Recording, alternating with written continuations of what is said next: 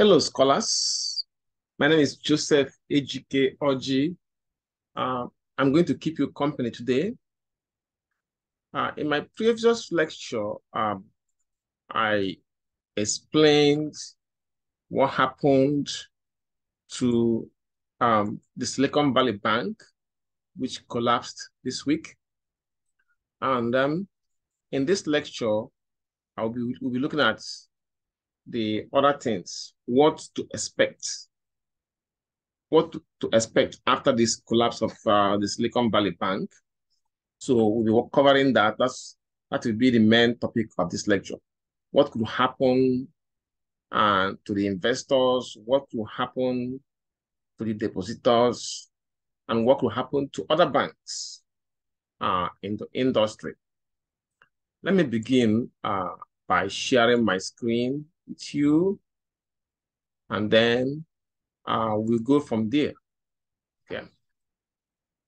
As you can see here, we have that the Silicon Valley Bank, like I noted in my previous lecture, is the 16th largest bank in US.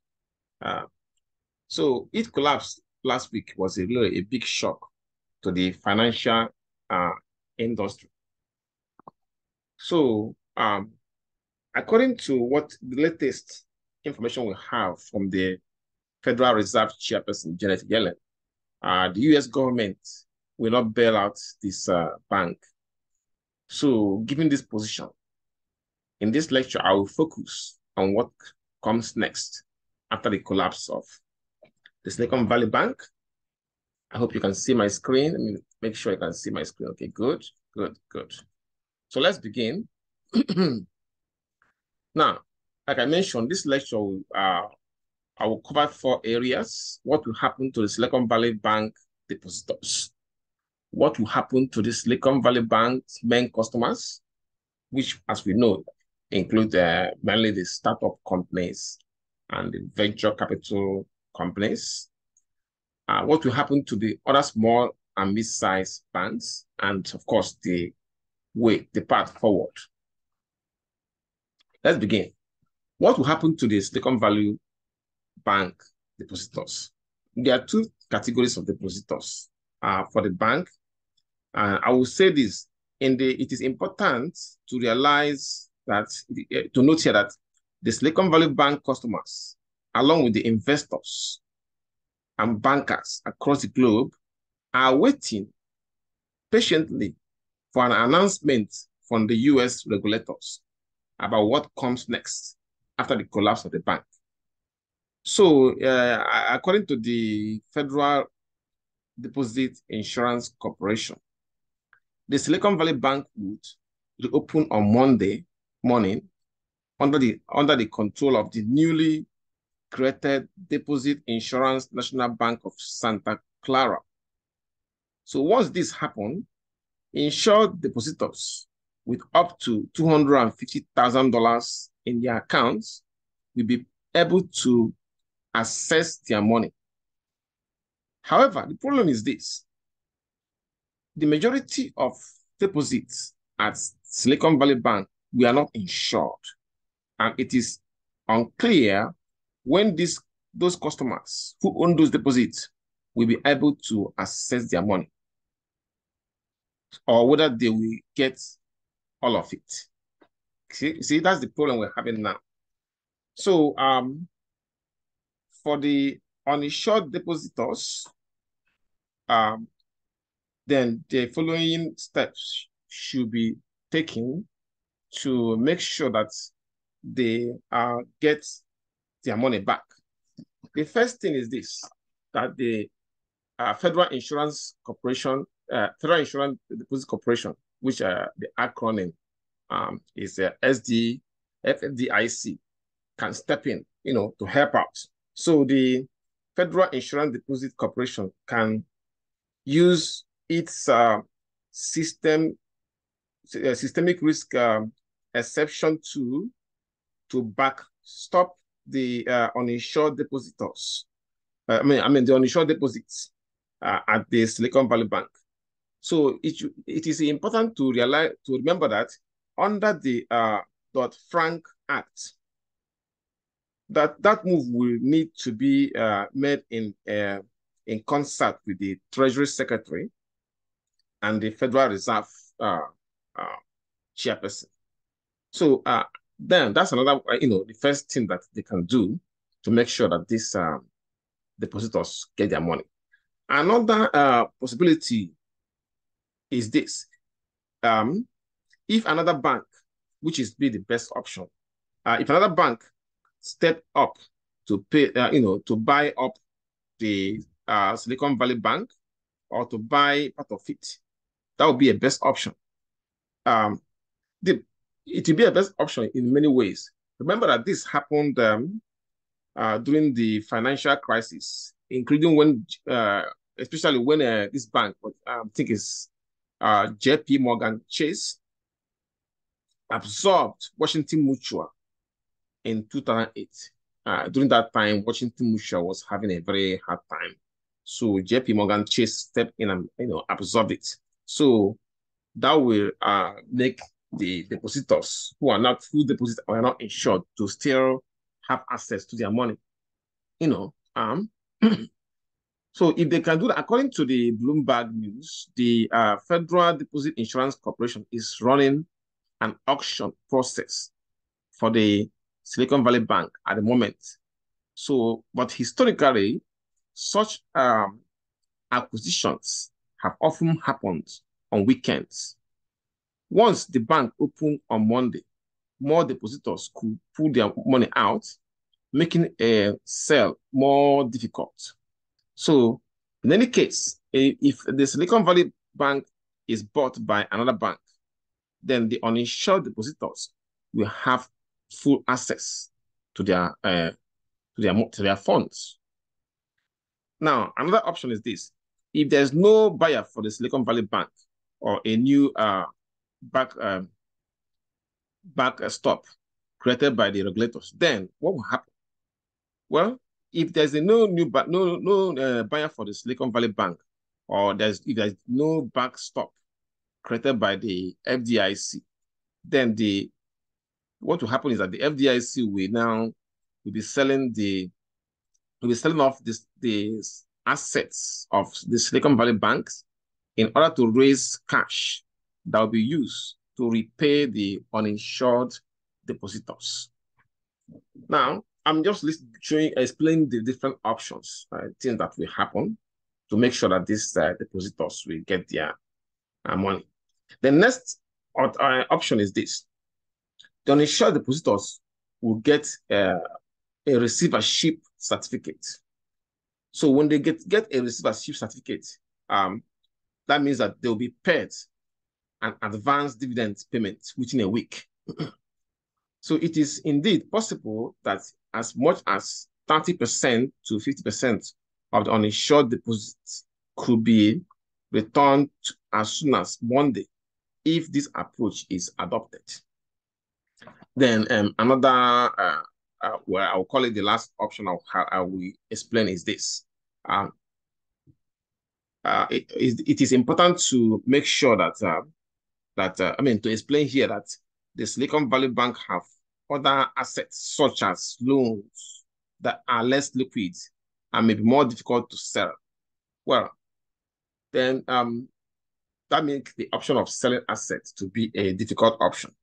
In any case, selling those assets could take several weeks and more. But if it happens, then the uninsured depositors can then get their money back. So I've explained different options. One is for the FDIC to step in. The other one is for the bank to be another bank to buy up the Silicon Valley Bank. The third one is for the FDIC to sell off the assets that belong to Silicon Valley Bank, or the uninsured depositors will get a receivership certificate. So once they get that, they will be paid advanced dividend payment within a week. Then the last option for the FDIC to sell the Silicon Valley Bank's assets. At this point, we are ready to look at what will happen to the Silicon Valley Bank's main customers, which, as we know, include the startup companies and other venture-backed companies. What happened to them? Well, the first thing, it is important to know that, well, I have already explained the type of customers in question. In the wake of the, naturally, let me say this, in the wake of the Silicon Valley Bank's collapse, uncertainty within the startup community has only intensified. Founders are now concerned about assessing their funds, meeting payroll obligations, and covering operating expenses. So it has been a crazy 72 hours for the Silicon Valley Bank. So let me put it this way, a crazy 72 hours in the Silicon Valley community. Let me put that way. So this past 3 days is a nightmare for them. So, but in any case, we should expect the following to happen. The first thing will be for the many firms that could struggle to meet their payroll and other obligations. If their money is not quickly recovered. In other words, as we know, Silicon Valley's role as the key bank for startups and other venture-backed companies mean that many firms could struggle to meet payroll and other obligations if their money is not quickly recovered. Another thing that might happen is with the collapse of the Silicon Valley Bank means that it can wipe out a whole generation of startups. A simple way to say it is this: the collapse of the Silicon Valley Bank could wipe out a whole generation of startups, which means that the bank's implosion could force hundreds of tech startups to lay off workers or shut down completely. So it remains very unclear how much, if any, of the depositors' money that will be returned. So now, at this point, we are ready to look at what will happen to other small banks and the mid-sized banks. So, okay. So, generally speaking, if the government regulators fail to announce a new plan for restoring Silicon Valley Bank's deposits, it could lead to cascading issues and problems. Cascading issues and problems in other small and mid-sized banks, as well as in the financial markets. So, for example, a bank run may occur in small banks.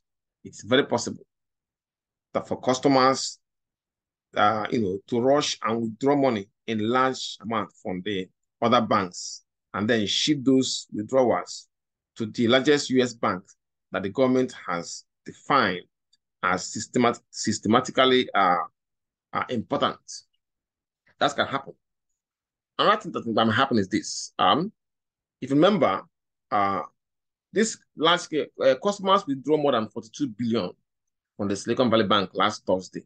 And this is one of the things that led to the bank's demise. So it is important to remember that what happened Thursday, and this is like I said, is the main reason that made the Silicon Valley Bank to collapse. So people are concerned that similar moves at other banks could strain those banks, even if they have stronger balance sheets. So it is important for the US regulators to do something fast. So what can they do? What is the path forward? Okay. like I have noted before, the Federal Deposit Insurance Corporation can use their systemic risk exception to backstop the uninsured deposits of at the Silicon Valley banks. So under the Dodd-Frank Act, like I said before, that move will need to be made in conjunction with the Treasury Secretary and the Federal Reserve. So, but the best option, of course, is for the would be to sell the bank, to sell the Silicon Valley Bank. That would be the best option. So, in other words, like I said, the best option would be to sell the Silicon Valley Bank. The Federal Deposit Insurance Corporation can work hard and facilitate this sale to prevent this sudden collapse of the Silicon Valley Bank from spiraling out of control. So if they can do that, if they can find a new buyer, then the depositors will at least be able to make whole. I mean, they will be made whole. They will be made whole. Now, another option is this. The US regulators can create what is called a special investment vehicle. So doing that would backstop uninsured deposits at other banks, which could keep the bank run from spreading in the coming week. So that's a good option too. And if it is done, it could prevent the bank run from spreading in the coming weeks. Now, but it is possible that there may not be a buyer for the Silicon Valley Bank. So if there is no buyer for the Silicon Valley Bank or a new backstop created by the regulators, then the FDIC should sell the Silicon Valley Bank's assets in order to raise cash that will be used to repay the uninsured depositors. So the good news is that at this moment, according to the FDIC, they are currently taking bids from potential buyers of the Silicon Valley Bank. We have how many hours before the market opens tomorrow? Let's watch and see how this will play out. So, like I mentioned, there are a few hours for Monday, which is tomorrow. I know that the market will be very hyper tomorrow, but I believe that by following some of these things that are discussed here, the depositors, including those who are insured and those who are not insured, will get their money back. They get their money back. So, and then hopefully this problem will not will not occur at other banks, especially the small banks. This ends my lecture for today, and thank you for listening, and I will see you in my next lecture. Bye-bye.